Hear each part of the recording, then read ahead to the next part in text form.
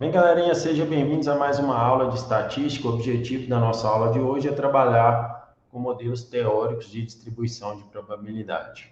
A gente trabalhou na aula anterior com probabilidade, agora a gente vai para esses modelos teóricos. Esse conteúdo é um pouco avançado, né? Eu vou tentar aqui ser o mais simples possível para que vocês possam entender. A primeira definição aqui, a distribuição de probabilidade variável aleatória. Uma variável aleatória é uma função que associa um determinado valor numérico a cada ponto do espaço amostral. O espaço amostral são as possibilidades, né? Aí, assim, considerando o espaço amostral relativo ao lançamento de duas moedas, eu posso ter aí, eu tenho que lançar duas moedas. Esse é meu espaço amostral. Então, meu espaço amostral pode ser que vai dar cara e coroa, coroa, cara, coroa, coroa, cara e cara, né? Então, tem essas possibilidades. Isso é meu espaço amostral.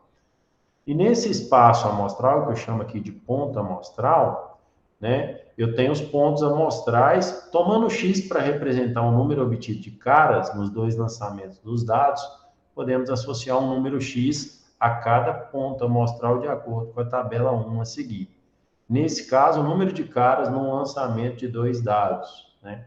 Se o meu ponto amostral for cara e coroa, eu tive ali uma possibilidade, né? Uma cara. Se for coroa, cara, eu tive uma cara. Se for coroa, coroa, eu tive zero caras. Se for cara, cara, eu tive duas caras. Então, qual que é a probabilidade de sair cara nesse julgamento? Eu tenho que analisar essas duas condições, essas duas possibilidades, né? A cada valor de xi correspondem pontos do espaço amostral, conforme foi falado, e para cada valor xi está associada uma probabilidade, né? Então, você tem ali a probabilidade daquele evento ocorrer. Assim, o somatório das probabilidades de I é igual a 1, que vai dar os 100% aí. Essa função de probabilidade aqui, deixa ela por enquanto, se for o caso a gente volta nela, mas aqui é um pouco complexo para vocês. Aqui fala de domínio, de função, fala de conjunto, imagem, que eu acho que não vai ser tão relevante nessa parte aqui. Você tem uma distribuição de probabilidade, que a gente chama ela de binominal. O que é binominal? Um experimento binominal ele tem algumas características. A primeira é que as N tentativas de um mesmo experimento são independentes. Então, se você vai fazer um experimento binominal, as tentativas desse experimento, elas são independentes. O resultado de uma tentativa não afeta os resultados das sucessivas. Cada tentativa admite apenas dois resultados, sucesso ou fracasso, acerto ou arremesso, ou errar, cara ou coroa, sim ou não, tem que ter só dois resultados, né? Que então, essa é característica aqui de um experimento bi é disso, dessa questão de ter só dois resultados. No decorrer do experimento, a probabilidade do P do sucesso e a probabilidade Q do fracasso permanecem constantes, né? Então, essa probabilidade ela não se altera ao longo da execução do experimento. Aqui você tem uma fórmula que dá a probabilidade de algo acontecer. Essa fórmula é um pouquinho pesada, mas basicamente essa fórmula aqui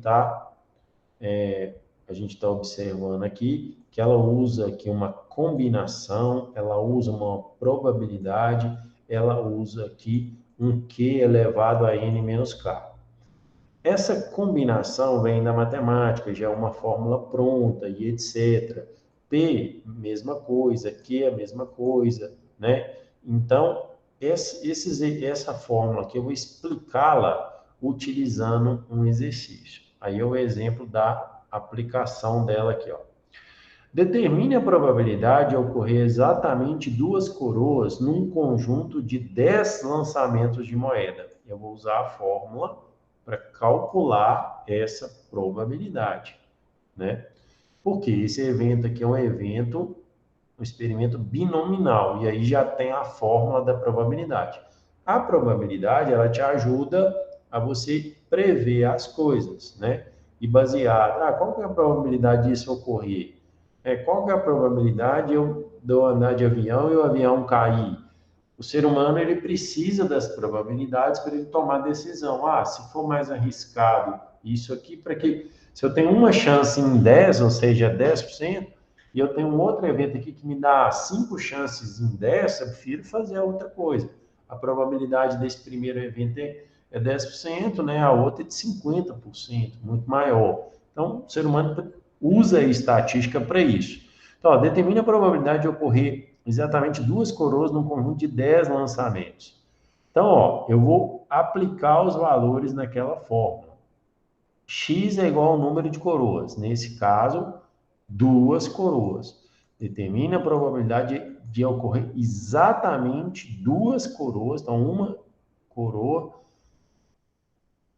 no conjunto de 10 lançamentos. Não, exatamente. Não pode ter nem 3 coroas, nem uma coroa, nem 4 coroas, nem 0 coroas. Tem que ser 2 coroas.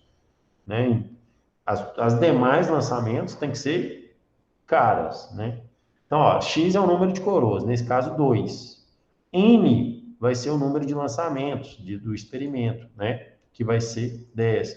Qual é a probabilidade de ocorrer uma coroa? Né? É de 50%, né? Qual que é a probabilidade de não ocorrer a coroa? 50%, né? E K é a quantidade, né,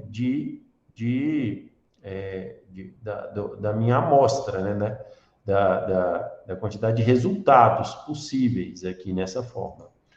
Então, Px igual a 2, aí ele coloca na fórmula aqui, por isso que eu falei que eu ia explicar na fórmula, né? E aí ele usa essa combinação, eu não vou pedir isso em uma avaliação, tá? Para vocês fazerem a combinação. Se for o caso, eu já dou o valor da combinação, mas tem uma fórmula para combinação 10,2, né? A fórmula é essa aqui, ó, que está representada. Vai ser 10 fatorial dividido por 2 fatorial vezes 10 menos 2 fatorial, né? Essa é a fórmula da combinação. Isso cai no ensino médio, cai no Enem e tal. Vezes, aí eu pego, ó, a probabilidade P elevado a 2 e pego a probabilidade Q elevado a 10 menos 2, né?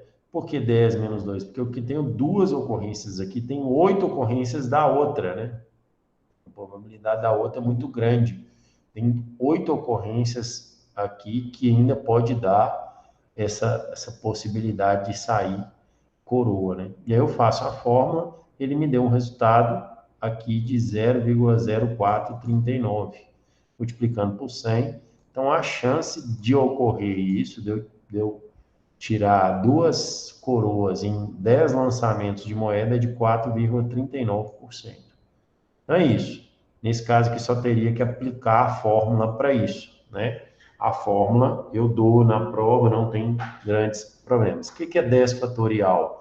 10 fatorial é 10 vezes 9, vezes 8, vezes 7, vezes 6, vezes 5, vezes 4, vezes 3, vezes 2, vezes 1. 2 fatorial, 2 vezes 1, 10 menos 2 fatorial dá 8. 8 fatorial é 8 vezes 7, vezes 6, vezes 5, vezes 4, vezes 3, vezes 2, vezes 1. Você vê que a operação aritmética aqui não é tão complexa, né? Multiplicação, divisão, né? E potenciação aqui, estou levando a 2, né? Então, basta aplicar a fórmula nesse contexto. E aqui nós temos uma distribuição agora que é normal. A distribuição normal, eu acabei de explicar a distribuição binominal e agora a distribuição normal.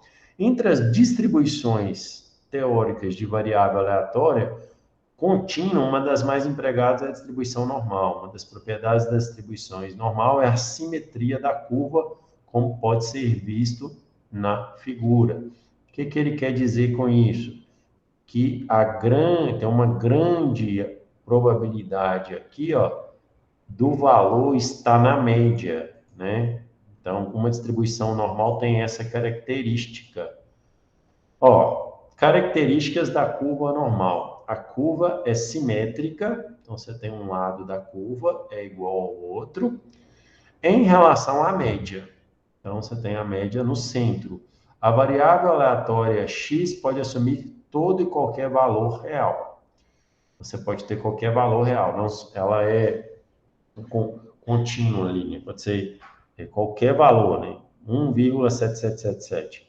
A representação gráfica da distribuição normal é uma curva em formato de sino, né?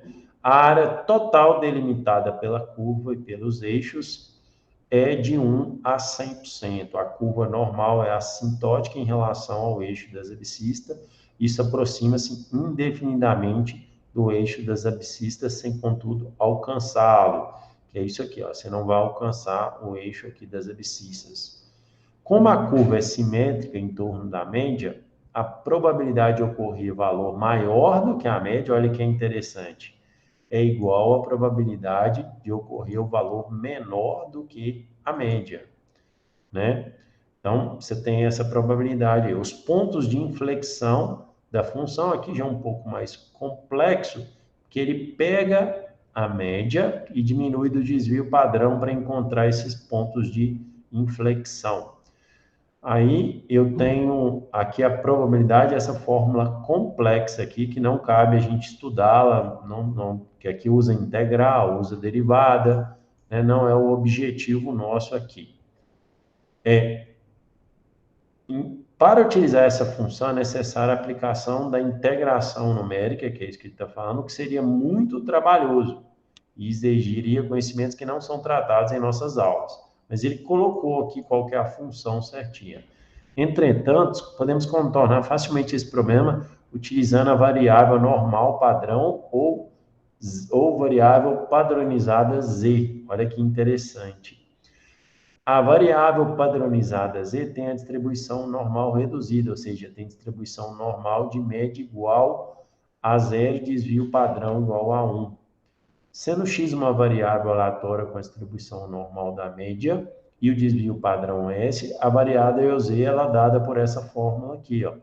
O valor seu menos o que a média dividido pelo desvio padrão, né? E aí você tem z. Você tem esse valor z. Com o valor z que eu calculo, eu tenho aqui a minha probabilidade, ó. Olha que interessante, ó.